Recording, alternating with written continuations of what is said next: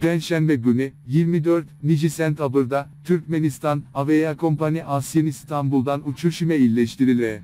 300'den goverak olarak çıkartmak için niyetlenen Boeing 777 uçağı Türkiye gider.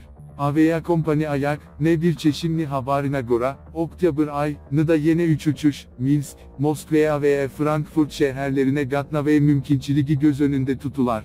Hatta daris, koronavirüs pandemisi sebebiyle Türkmenistan bilen belki urtlar yaras, da hizi giderli gatnaveler Mart ne ortalar, da toktadildi, peki ne an değer ne ahir yında, feveralay, da bolsa Bangkok'a. İn bolmanda bölekleyin haçan dikelecektiğini hiç kim bilen ok, Hava Kompani an işçilerini emozi. Bu aralıkta, Sokae bilinçe hep Nido ve Amyon'da Fransız ve Türk kuruluşu kompanyaları, Hindistan ve Kazakistan ve Rusya Federasyonu Asya'nın ilçihanaları tarafından kurnalan Türkmenistan'dan bilinçe charter uçuşlar yamala aşırıldı. Bu uçuşları Türkmenistan'da işlene daşarı urtulu limanlar ve olari maşgalalar yolandı.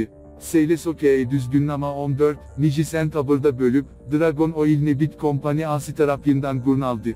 Türkmen Hava Oli, şeyle hem dürlü sebbilere göre şari yurtta kalan Türkmenistan'a atlar yeni oyuna getirmeye Minsk'den, Moskova'dan veya Delhi'den export uçuşlar yeni amala aşırdı.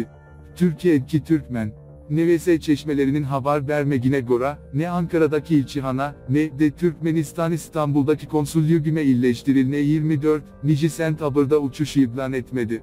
Çeşimli haberine göre, 1. Emun ve vatandaşı dine İstanbul'da ölerine uçmagine garaşılar.